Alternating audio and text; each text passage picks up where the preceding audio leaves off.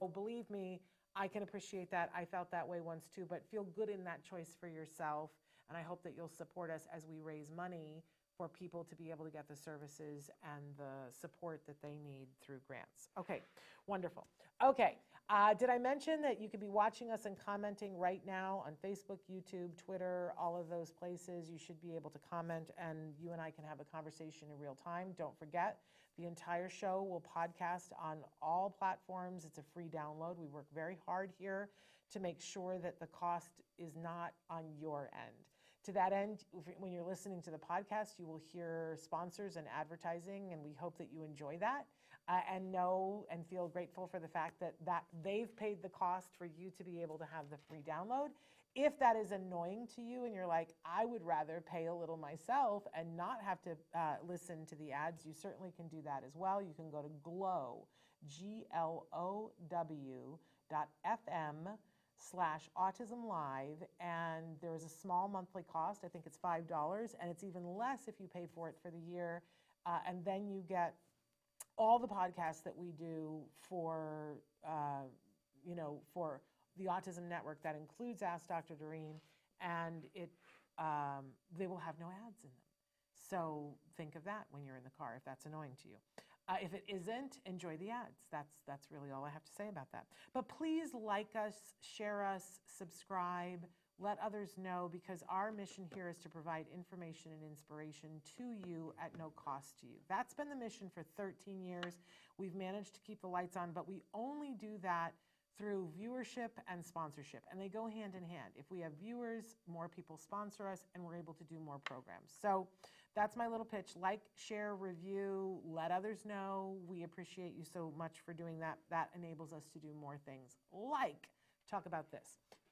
I Carol Merrilled it wrong. It's reversed. Anyway, our topic today is a parent-to-parent talk. Our 10 favorite tips for what to do when things aren't going well at school. Now, I'm going to do what we normally do here, where I'm going to run down through these top 10 for those of you who need to run and have very little time. But then I'm going to go back and we're going to dig into each one of them, okay? Let's start out with number 1. You always have the right to call an emergency IEP. And we'll talk a little bit in the longer talk about when and why you would do that, but that is always your fail-safe, that you can call an emergency IEP, and I hope that you are doing that. Number 2, you want to gather as much information as you can so that you understand exactly what the problem is. And that's hard, but think of gathering information. Some of my favorite questions are asking what's happening before whatever is happening, and knowing who has eyes on the situation. I think you're going to find a lot of times that the answer to the second one is no one. And that might be the problem. But you want to be and you have the right to this information about knowing what's happening, what happened before, and who has eyes on the situation, plus a bunch more questions I'm going to go over in a minute. Number 3, here's a long list of things that you can ask for. You can ask for an IEE, you can ask for a SIA evaluation, you can ask for an FBA, you can ask for an LRE evaluation, a recreational aid eval, preferential sitting, a one-on-one aid, accommodations, push-out, pull-ins. That's just a beginning of the list. And if you don't know what some of those letters are, you've come to the right place, because we are going to talk about what each and every one of them is and why it might be helpful to you and your kiddo today in the longer talk. Number 4. There's number 4. I'm going to ask you to consult with your ABA provider. And if things aren't going well at school and you don't have an ABA provider, I'm going to ask you to consider getting an ABA provider, because we can't put it all on the school. We can't just say, you guys take care of it and we'll be at home doing that. We could say that, but it's not what's best for our child. And we would want to be mirroring anything that needs to be worked on at school. We need to be working on it at home too. And that's the way we're going to get to success. We'll talk more about that in a second. Number 5, you're going to prioritize safety. And it should be that you shouldn't have to, because the school is doing that. But guess what? This is the thing that's going to motivate them more than anything else to do what's right when we prioritize safety. So let's do that. It's what's best for our child, and it's what's most effective with the schools. Number 6, from now on, I'm not going to put these in black. I'm going to put them in white. Make sure that school is fair. no matter what we figure out, we're going to put it through that litmus test. It has to be fair. They can't be asking your child to do something that's not fair. That's not right. We're advocates for our kiddos, and this is the be-all. Safety and this, boom, right? If we know that we have those two things, we're going to be in good shape. Number 7, we're going to create a brand new plan, and you're going to do that with school. But if things aren't working now, we're going to figure out what's wrong, and then we're going to create a new plan. And I'm going to tell you how you're going to involve yourself in that to make sure that it works. Number 8,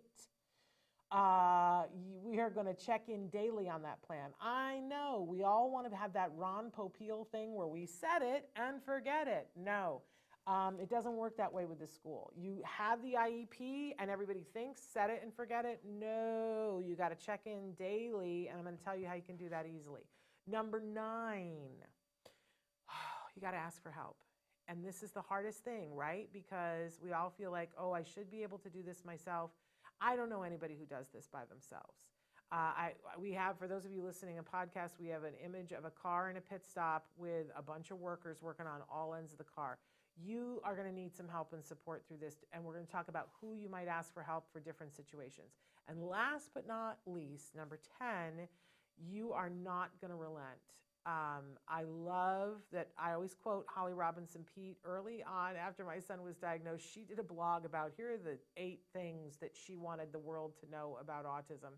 And one of the things that she said was, if you can't be everybody's friend. And if you're a parent of a child that's been diagnosed, and she said, if when you're walking down the sidewalk to go into your child's school, if the admins in the office aren't looking out the window and going, oh no, here she comes, then you're not doing your job. Love Holly, love that advice. We have to be willing to get down on the mat and wrestle for our kids. And so we're going to give you some advice about how you don't relent. Okay, there was our top 10. Now we're going to go back to the beginning, and we're going to go through these and really dig into them. So let's start with number 1, call an emergency IEP. And I know for some of you are like, well, I know this, of course. But let's talk a little, for some of you who don't know that this is your right, you can call an emergency IEP anytime you want to. I would caution you that it's not something you do just because it's Wednesday, right? Calling an emergency IEP, for instance, let's take a couple of scenarios here, and feel free to write in with questions, you guys. But if, let's say that you get a note from the teacher, and the teacher says, hey, we had a little incident at school today, and there was a little shoving match between your child and another child, and I just wanted to let you know, and here's basically what happened, and we'd appreciate it if you would talk to him, right? I would have a bunch of questions. I did kind of fold my paper here. Do you know how, if you watch the show regularly, I need to get better markers. I always talk about the 3-term contingency thing, and I fold my paper because I want to know the ABCs of behavior. A is for antecedent, what happened before, B is the behavior, and C is the consequence. A lot of times the teacher will send home a little note and say, oh, there was a scuffle, there was a shoving match with your child, we would like for you to talk to them. So that's them telling you the B. Right? Sometimes they will tell you the C for your child. They're never going to tell you the C for the other children. They're not allowed to. Or at least they say that. I'm not sure how accurate that is. But, I think there's a little bit of truth to it, because you don't want them to tell another parent what the consequence was for your child, right? That's private. So maybe it is a thing. But anyway, they're giving you the information about the B, the behavior. Oh, there was a tussle on the playground, and your child and another child were shoving each other. Okay, now we know what the behavior was. Thank you. I'd like a little bit more information but I'll take that. And then sometimes they'll tell you the consequence. They'll say, and so your child was put in a timeout, and they had to sit on the bench, and they didn't get to finish kickball. Okay, I would want to know a little bit more than that too, but at least I know what the consequence is. But notice, very often from school, they don't tell you what the A is. Now, I think that this is the most important thing, and I was taught very early on, whenever you get a note home from school, to respond and say, what happened before? Because that's what the A is. This behavior did not happen in a vacuum. It didn't spring out of nowhere. Your child didn't just suddenly decide to shove another kid. Something happened before, and if we don't find out what the before is, we're not going to be effective at dealing with this behavior. because let's talk about Temple Grandin for a second, that they called her her mom from school and said, you need to come and get Temple because Temple just threw a book at another girl's head. And Temple's mom, Eustacia Cutler, said, well, what happened before? Why did Temple doesn't just throw books at children, other students' heads, so what happened before? And the Temple will tell you that the girl called her the R word. And when faced with that, her mother said, oh, I'm glad you threw the book at her head. Did you mean to hit her in the head? You missed. Did you mean to miss? And Temple said, no, I meant to miss her. I threw it in her direction to get her to stop, but I did not mean to hit her in the head. And mom said, good job. Now, we can talk about there are better ways of communicating, but I think we can all understand the frustration, and we're going to deal with this in a different way, knowing that this other student said something inappropriate, right? Then we're going to have a conversation about how are you feeling about that? What could you do instead of throwing a book, right? We can be more effective. But school loves to just tell us your child misbehaved and here was the consequence. It's incumbent upon us to ask what the why was before. Now, I usually say the 3 strikes, we need an IEP meeting. Now, this doesn't apply to everything because if I find out that somebody tried to strangle my child on the playground, I'm not going to wait for them to do that 3 times, right? I think it's a certain amount of common sense. But if I get a note home from school and they say your child engaged in a behavior that was unacceptable, I'm going to go back and say what happened before. And then I'm going to work with that teacher to see if we can't correct this right now. And depending on the severity of how badly, like if my child is hurting somebody, then I might go right to let's ask for an emergency IEP meeting. Because here's why. If your child is repeatedly doing something that endangers the other children, very quickly you're going to have an IEP meeting that is not called by you, where they're going to tell you that they're going to put them in a more restrictive environment. And sometimes that is the exact opposite of what your child needs. In fact, if we were to find out what the antecedent was, what was happening before, we might argue for an even lesser restrictive environment that would be appropriate for your child. So I guess my point here is you got to put this through a little bit of a filter and say, when is it an emergency? And don't call an emergency when there isn't an emergency. If you've had one situation on the playground, that is not an emergency, unless somebody got seriously hurt, right? But if it's happened twice in a week, then I start going, okay, what are we doing about this? And if I get a third note, no, we're calling an emergency IEP meeting. If your child is ever in danger or endangering another child, emergency IEP meeting. If your child is not getting the services that are in their IEP clearly defined, emergency IEP meeting where you tell them you're out of compliance. That is the phrase that you will use. You are out of compliance. I need an emergency IEP meeting for that, right? Anytime safety is involved, emergency IEP meeting. Everything else, I give them a couple of tries, 3 strikes, you're out, okay? So don't be afraid to call an emergency IEP meeting, but here's a couple of tips. When you ask for an emergency IEP meeting, do it in writing. I suggest that if there is a safety issue or that there is a lack of compliance, that you put that right in the ask. I am asking for an emergency IEP meeting because of safety issues. Don't go through the whole thing with them. Don't tell them all the different safety issues, because then you're going to have a discussion that's not at the IEP meeting. But if you say, I am requesting an emergency IEP meeting for safety issues, they better get moving. They better get moving, and they better give you that meeting, and it better be toot sweet. This waiting a week or 2 weeks for an emergency IEP meeting that I'm seeing currently is not appropriate. I had another word. Did you watch me edit that? Right? No, it's not acceptable. So don't be afraid to push this button. I think it's far more often that parents should call an IEP meeting and don't, and say, I'm going to wait, I'm going to do whatever. I've seen a couple of parents that just try to push this button for anything, but that really isn't the norm. I think it's much more likely that you guys hold back and go, well, I'm going to give it 1 more week. I really want to encourage you to think about your child and your child's well-being and their experience at school. And if things aren't going well, for some of you, you're 60 days into school. If it's not working, you need this now. So when you need to push this button. Okay, let's move on to number 2. So we've already talked about, that anything happens at school and you're notified about anything happening at school, you should be asking what happened before.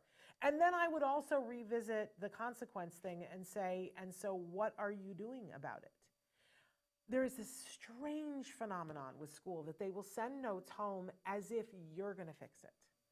And it's so interesting to me, and I have used the phrase, you guys have watched The Incredibles before, I have used this phrase and said, I am not Elastigirl. He is at school, I am at home, my arms can't reach to school. What are you doing about it? Because I cannot be there at school to fix that. We are going to talk about how you're going to work on it at home, but it is not your responsibility. It is the school's responsibility. So gather as much information, know what's happening before, and it is absolutely key to know when this thing is happening that isn't going well, whether you're the one who's calling it out or school is the one who's calling it out, who has eyes on the situation. This is so telling. Because if your child comes home with a bruise and you write and say, why does my child, first of all, take a picture of it, right out the gate, like the minute your child comes home, you have your phone, you see a bruise, take a picture. And then go back to them and say, I would like to know where this bruise came from. And if they say they don't know, that's a problem, right? If when you say who had eyes on this situation and they say no one, that is a problem. All too often, our kids who are on the autism spectrum are at school with too little support.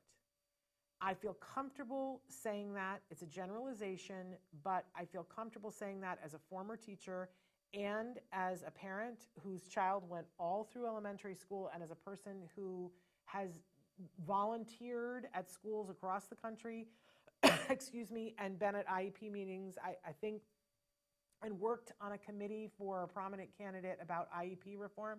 I feel confident in saying to you, our kids are under-supported in the classroom. According to IDEA, your child has the legal right to enough support, and it doesn't say, but up to this dollar amount, enough support for them to be able to succeed in the least restrictive environment in which they can access the curriculum.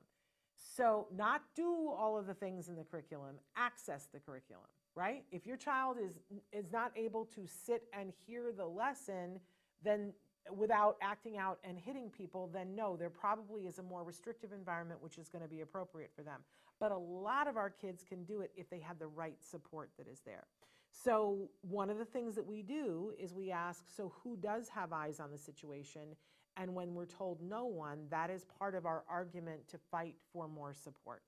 Well, then we don't have enough support. This happened because you didn't have enough eyes on the situation, and my child requires that level of support. Do you see how we get there? But you have the right, school gets squeamy when something happens. You have the right to ask questions and say, what happened?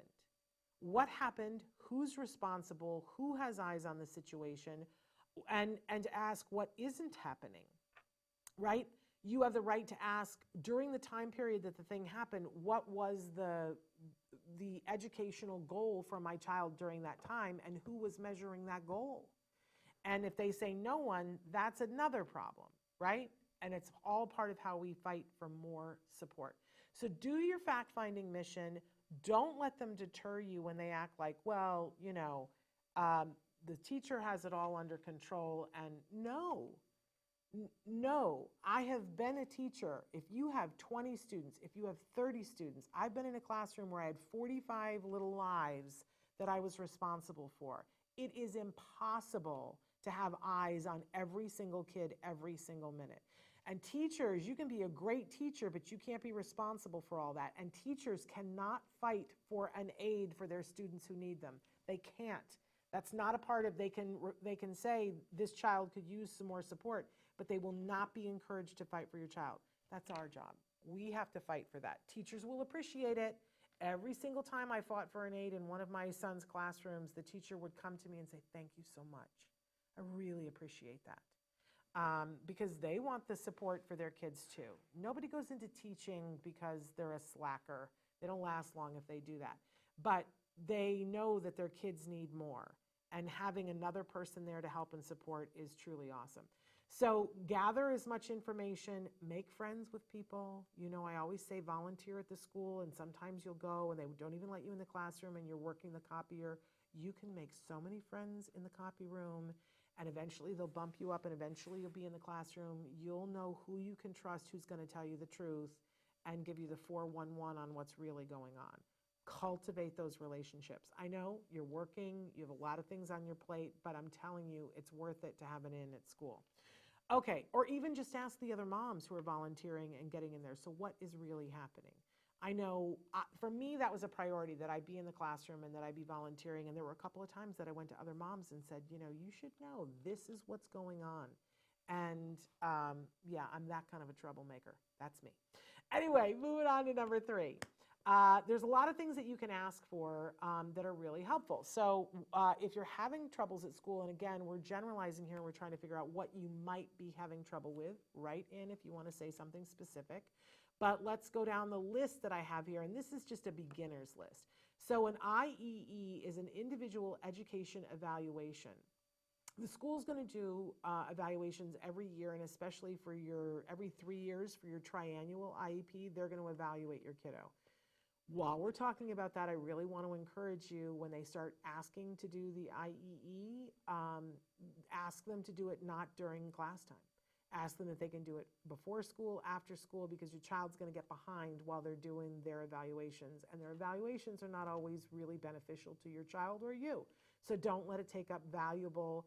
Look, here's the thing that I always say, that, why is my alarm going off now? That's not what I always say. My son's school wouldn't allow me to drop off his lunch during core instruction time. They would say it's disruptive. We don't disrupt core instruction time for anything. I appreciate that. I really do. But if I can't drop off lunch during that time, you can't pull him out to do your silly little evaluation. Sorry, rules don't go both ways.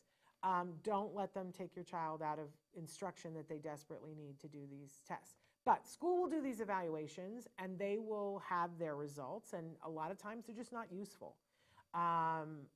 We could speculate on why that is, but you have the right as a parent, if you don't feel that their evaluation is thorough enough, or you don't agree with it, or you don't recognize your kid in it, or they've done the evaluation and they've recommended something and you don't think it's appropriate, you have the right to ask for an IEE, an individualized education evaluation, by a third party that's not at the school. And guess who gets to pay for that?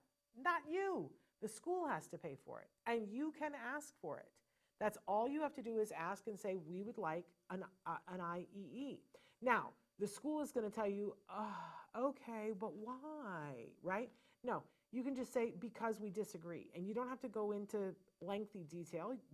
You don't owe that to them, right? You just say, we disagree, so we would like an IEE. And the school's going to say, okay, we'll send you a list of people for you to pick who from. You don't have to pick somebody from the list.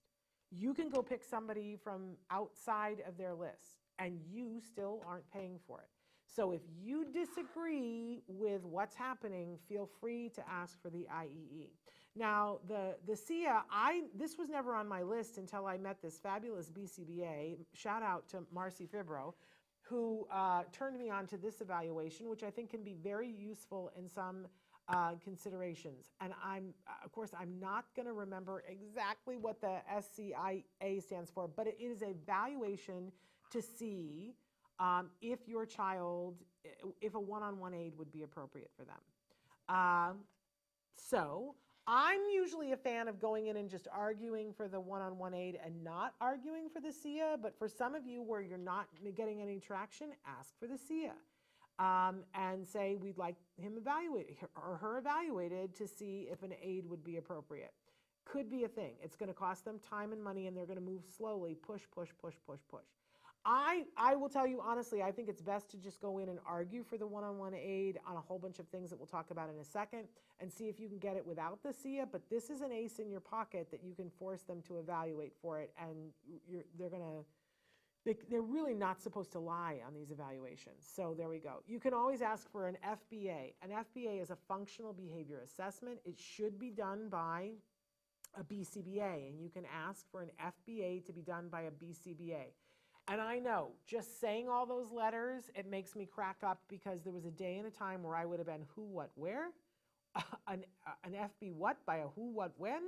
An FBA is a functional behavior assessment. A BCBA is a board certified behavior analyst. Every school should have one of them on board. Every district is, I think, required to have at least one, and they are probably overworked. But you have the right to ask for that. And if they have to hire out somebody outside, they should do it. Why? Why would you need an FBA? What is an FBA going to do for you? If your child is engaging in a behavior that is considered a problem behavior, then you have the right to the FBA. The person comes in, and it's a whole structured approach. They'll interview the teacher, they'll interview you, they'll try to watch the situation. They're trying to figure out what is the function of this behavior. So this child is biting other children. Why? They're going to look at that A, B, C and figure out, what are they doing it for attention? Are they doing it to escape something? Are they doing it because it feels good? Because the intervention for all of those choices is vastly different. If somebody is doing it for attention because every time they bite somebody, the teacher comes over and says, Bobby, why are you doing that? You know you can't do that, and then takes them by the shoulder and walks them over someplace else and says, you know, you can't do that. That's attention, right? And if they're doing it for that reason, we would give attention, so much attention, all of the rest of the time, but we would not give it when the child is biting. That's a very specific intervention. We might even have the teacher have a watch that jingles every 30 seconds. And eventually it'll jingle every 35 seconds, but they'll say, Johnny, you're doing such a good job. So Johnny's getting tons of attention, but if he bites, all of the attention is given to the child that he bit, and none of the attention is given to him. That's a very effective intervention in a classroom for attention-seeking behavior. But guess what? If he's doing it because his gums itch and it feels good to bite, then giving him tons of attention is not going to fix that. Instead, we would give him something that I have them here too. I can see the box. Jewelry that is on a necklace, that's a snap-away necklace, and it's medical grade, food grade plastic that they can chew on, that helps them when the nerves are starting to come alive. This happens with a lot of kids with autism. But imagine if we didn't realize what the function was. If we gave them jewelry when it was attention, we wasted our time and money. If we gave them attention when it's biting, it's not going to work. So we want to do a functional behavior assessment so we figure out what's really going on so we do the right intervention. Otherwise, we're guessing. You take your car to the mechanic and you say, it's making this noise. And you say, I think it's this. And the mechanic doesn't go, oh, okay, well then let me just rip out your carburetor. The mechanic says, give me the keys, let me drive it for a minute. Let me see if I can see what it's doing, and then I'm going to do this test. Oh, it's not what you thought it was at all, it's this. And now it's and we were efficient at fixing the car. Why would we be less efficient with our kids that we love than we are with our car, with our mechanic? The FBA it's driving the car and figuring out what's going on so we know the appropriate intervention. So ask for an FBA by a board certified behavior analyst, a BCBA. An LRE evaluation. On your child's IEP, there is a page that says it's the LRE page. You can find it, and I encourage you to. And it lists why your child is in the setting that they're in, and why they didn't qualify for a more restrictive or a less restrictive environment, right? And you can ask them to evaluate that again, and you can say, no, we'd like that reevaluated. If so many of you have written to me at this point in school and said, my child is in a setting where they're starting to act out and they're starting to do things that the other kids in the classroom are doing, and I don't really know what to do. Asking for an LRE evaluation is a really good thing to do, because if your child is bored and everybody around them is hand flapping, of course they're going to hand flap. But if they're not bored and everybody isn't hand flapping, perhaps they won't, right? And school gets upside down on this and says, well, we have to see the behavior go away before we can put them in a less restrictive environment. No, that's not true. Do the evaluation. I loved one time I was told to ask for a recreational aid evaluation. Didn't know there was such a thing. But if the problems that you're having are on the playground, you might want to ask for a recreational aid evaluation. And then having a recreational aid come in, which means that there's somebody on the playground with them to help. And the great thing about a recreational aid is a good one isn't just going to work with your child, they're going to work with the whole class so that they all play well. When I had that aide come to the classroom, that teacher was like, oh my gosh, this was the best thing that happened all year long because I have all kinds of kids who are bullies and don't know how to play well with other kids. They have older brothers and sisters that are bullying them and they think that's the thing to do. And this person came in and taught them how to play with each other. Ask for a recreational aid evaluation. Other things that you can be asking for: preferential seating if your child is fuzzing out at a certain point during the day and losing focus. Maybe they need to be moved to the front of the classroom where there isn't a girl with a blonde ponytail that keeps bouncing every 30 seconds in front of them, right? A lot of our kids need a one-on-one aid and would be so successful if we could successfully fight for a one-on-one aid. We've done a whole show on that you might want to Google and find, but I'm really a fan of that. And IDEA supports that if we can show that the child can be successful with support at accessing that curriculum. And a lot of our kids, that can be the case. We have a long list of accommodations that you can make, things like having manipulatives, books to take home. There are so many different things that you can ask for. If you tell me a specific thing that's going on, I can tell you a specific thing. Now, the last thing that I put on the list, because I felt that these were the important things, was push out, pull ins. So, and I think it's important that you understand the difference between the two. And they both can be appropriate depending on the kiddo's needs and what's going on and what's happening in the classroom. But let's talk about some of the other services that your child has, like OT. They might have adaptive physical education, APE. They might have, I hope they have speech and language, right? And a lot of times that is, they get pulled out. So, you know, the speech and language pathologist will arrive at the door of the classroom and say, I'm here to get Becky, and they won't announce to the class what they're going for, but Becky says, okay, and Becky skips off and goes to the speech and language pathology room, and then when they're done, the SLP brings Becky back to the classroom. All right. And sometimes that's ideal, especially if we have a kiddo that has problems with focusing and there's too much noise in the classroom. And they need to be working on things in a separate place that's quieter, that's sensory stuff. It also gives them a break, walking to and from. It can be a really good and positive thing until they get to a certain age and a certain skill level where it becomes frustrating that you came and got me right when they're doing something that I want to do. And the other kids are going, why are you going someplace else? And, you know, and now they missed something when they were in the classroom and they come back and they're behind. Right? And maybe they're struggling with connecting with the kids in the classroom. So then I would say, no, with the pull out, and I would go to a push in where we have the speech and language pathologist come into the classroom, and we are in cahoots about that we do that during a time when we're trying to work collaboratively, and they help them to be able to use what they've learned in that group setting. Right? Well, we can do this with all kinds of things. There's a time and a place when it's great for OT to take the kid out and give them a sensory break and let them work out some of their yayas, right? But then there's also a time to have that be a push in. I put them backwards. The push out, pull in. It's pull out, push in. What can I say? But sometimes it's important for them to be there to help them to deal with the sensory things happening in the classroom.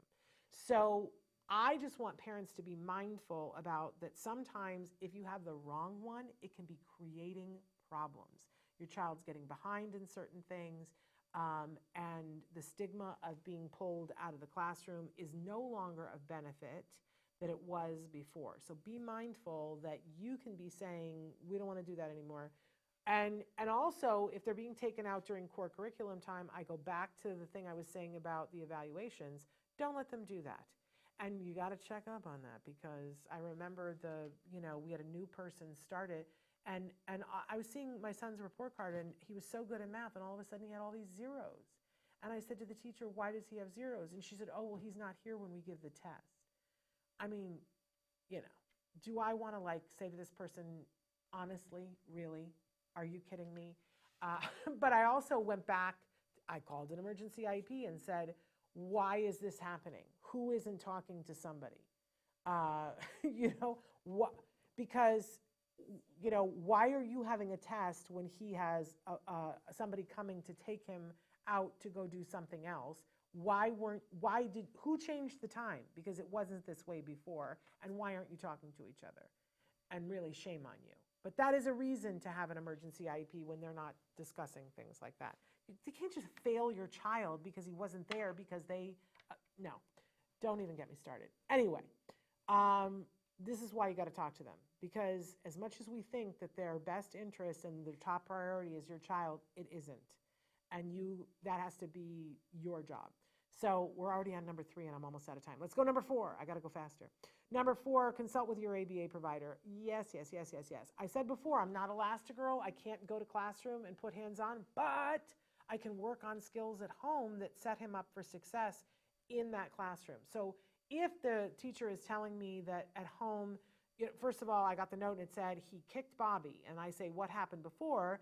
And it says, well, I didn't have eyes on the situation, but you ask and ask and ask, and you find out that Bobby has been calling your child a horrible, horrible name, right?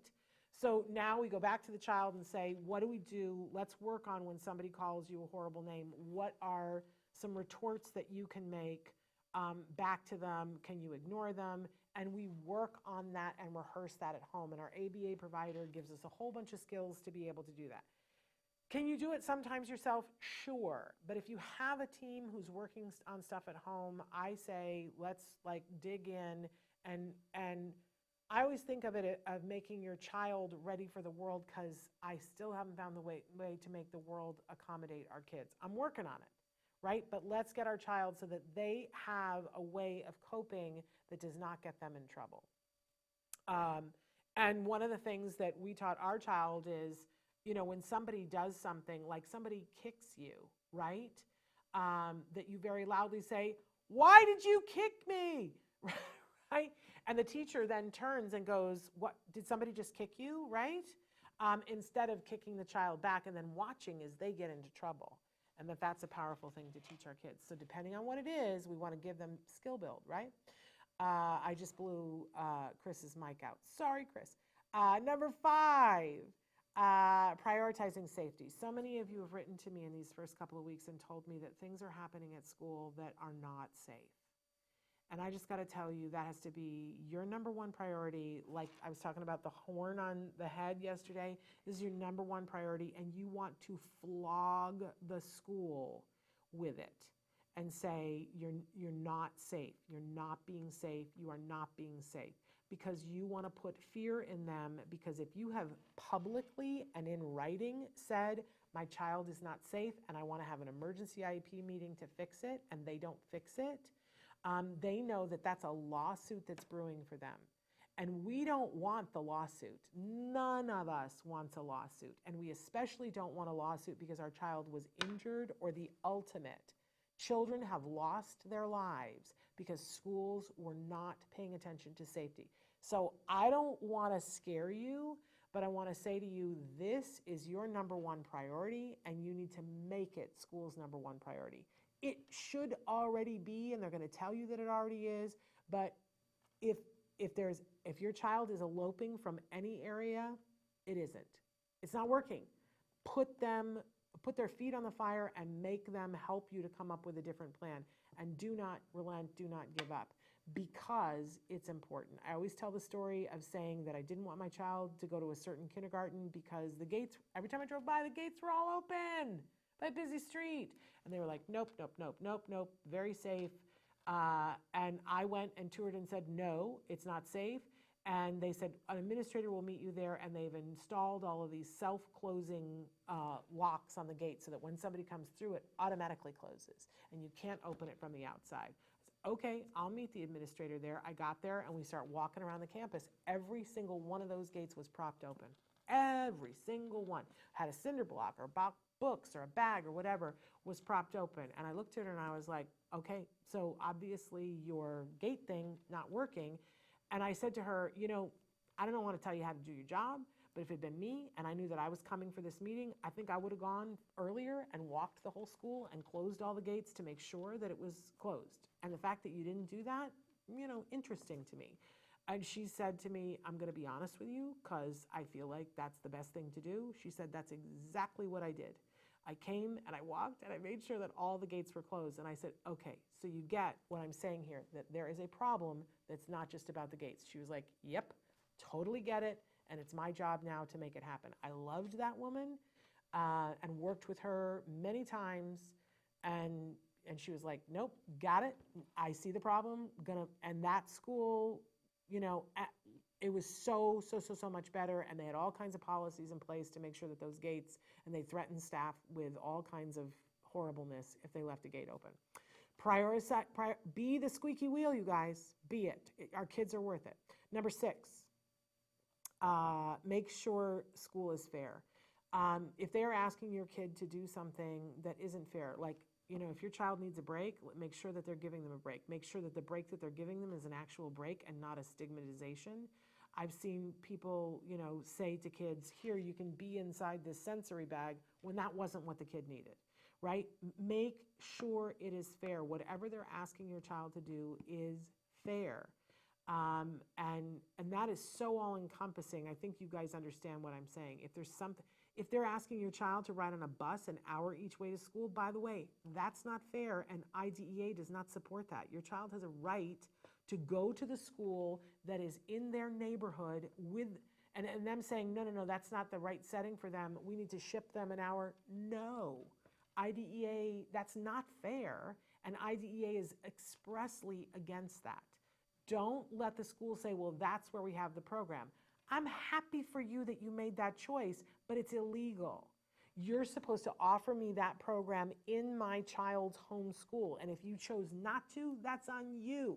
The law is in your favor. Make school fair. Number 7, you're going to create a new plan with the school, and you have to be a part of that team.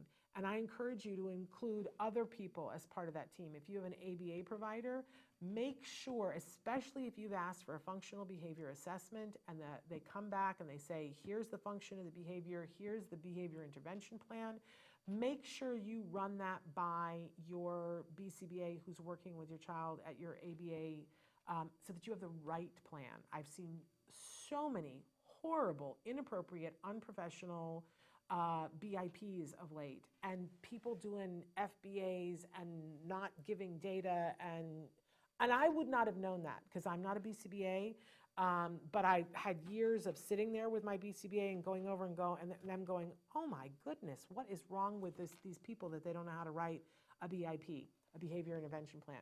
So create the new plan, be on the team, and include people on your team. And if you don't know and you don't have an ABA provider, write to me. And I will look at stuff, and people know. I will comment and go, what? No, this is not appropriate. This is not usual. This is not the norm. This is not okay. This is illegal. And then you can decide what to do with that, okay? But make a plan.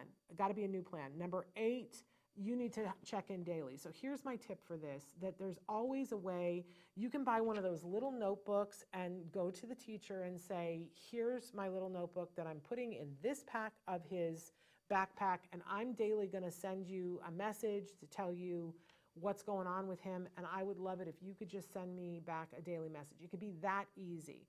We also had token economy boards that were different things that when my son had a one-on-one aide, so it wasn't the teacher doing this, that we would have the day segmented. It was different times, different charts for different times when he was little, like when he was in kindergarten.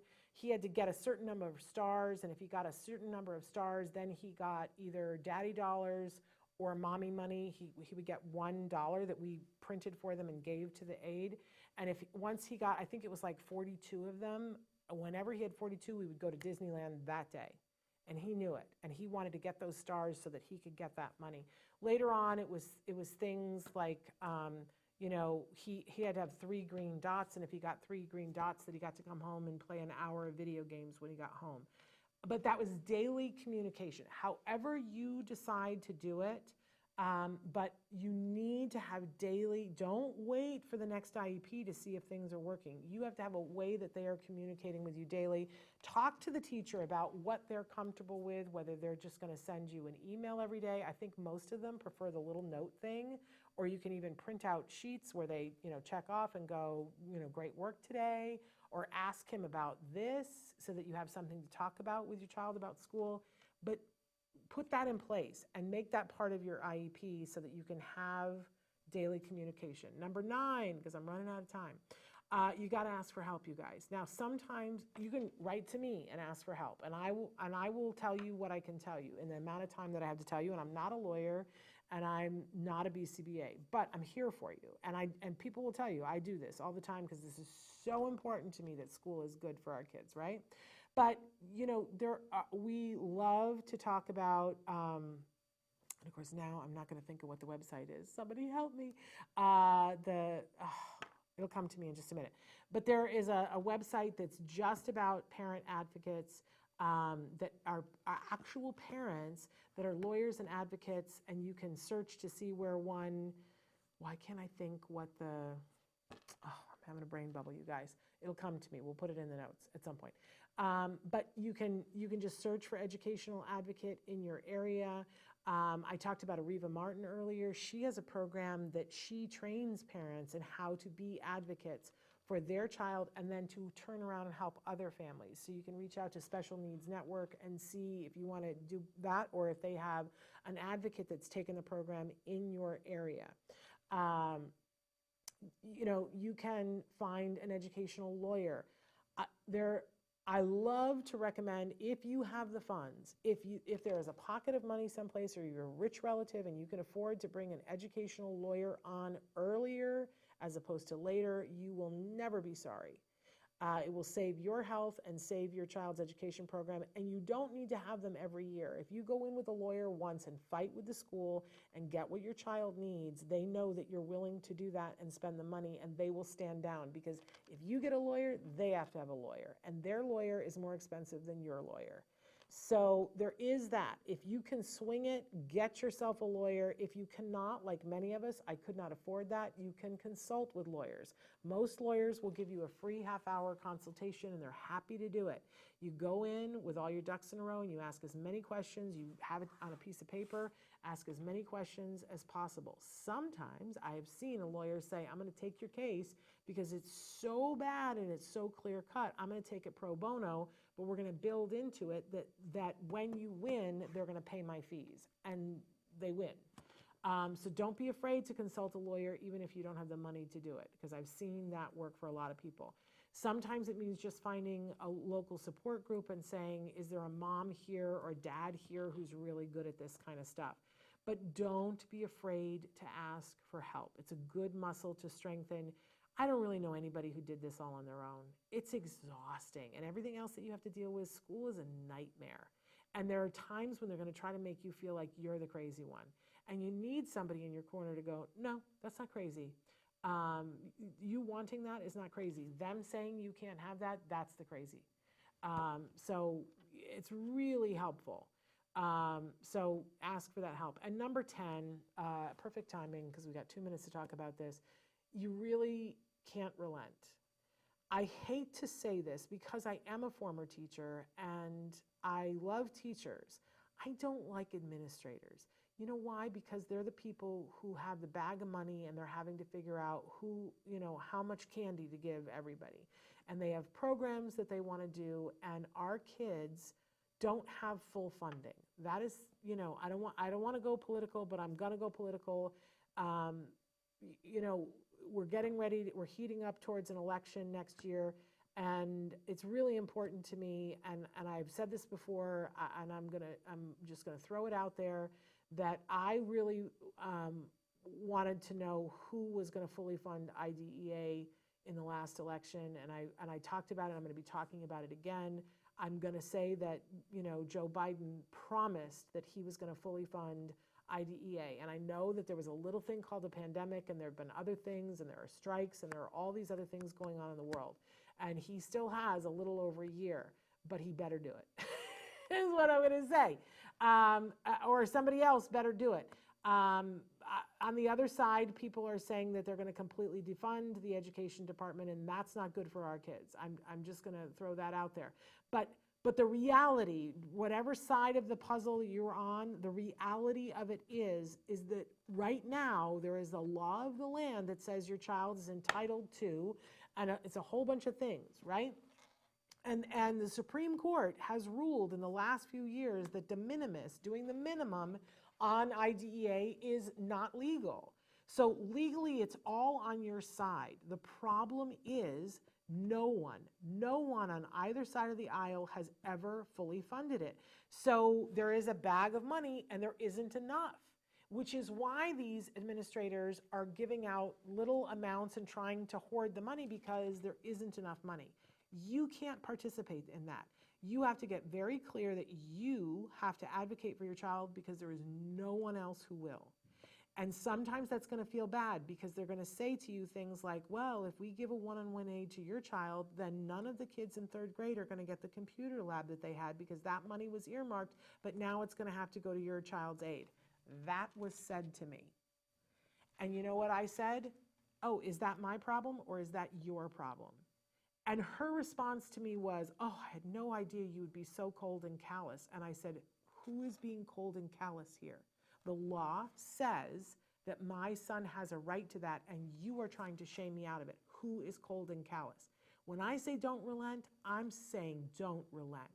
You are going to deal with some bullies, some passive-aggressive people who are going to try to shame you and say that your child doesn't deserve something. I'm sorry, that's a lie. Your child does deserve it, and the law says so. So the only white flag, and there's a white flag on the screen, that's the school's white flag, and you don't give up until they do that.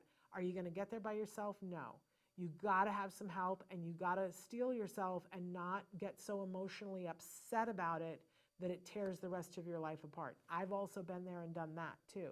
That's why you get the help and the support so that you can fight for your child, know that you are going to win. You will win. The law is on your side. The fact that it's not fully funded, it is your problem, but you do not have to come up with a solution. You just fight for your kid. And I'm going to tell you something, and somebody shared this with me. If you fight for your kid, it ends up helping so many other kids down the road. Because once the school realizes we can't get away with this and we got to put this program in effect for this child, it's there for other children too. So fight for your kid, prioritize your kid right now, know that it's going to help other students down the road, and that other students right now are not your issue. You have to fight and advocate for your child. That is your job, and I'm here to help you with that. And I know the benefits of when you do that, not only for your child, but for other children coming down the road. And I've had so many teachers and aides come to me after the fact and say, I just really want to thank you. You fought, and I didn't think you were going to win. I didn't think what you were asking for was appropriate, and now I see exactly why it's appropriate, and I can't wait until the next student comes along and the parent says, my child needs X, Y, or Z, and I'm going to listen more next time. I have had that conversation. I want you to feel the wonder of what that is when that happens. All right, I'm past time. Can I tell you how much I love all of you, and you're doing a good job? And the fact that things, if you're watching this, it's because things aren't going well at school. That's not a reflection of you. But I want you to fight hard to turn it around. Don't wait. Don't be one of those. Sixth grade, I said, okay, I'm going to fight. I didn't stop fighting. I didn't relent, but I gave them lots of time to correct stuff. Biggest mistake.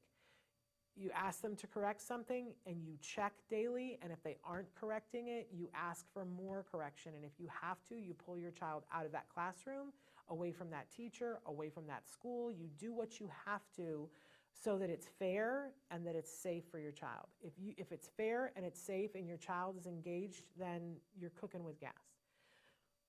Okay, I love you. We're going to be back, I believe, on Monday. I'm not sure. I got to check my calendar. But until then, please give your kiddos a hug from me and one for you too. Bye-bye till then.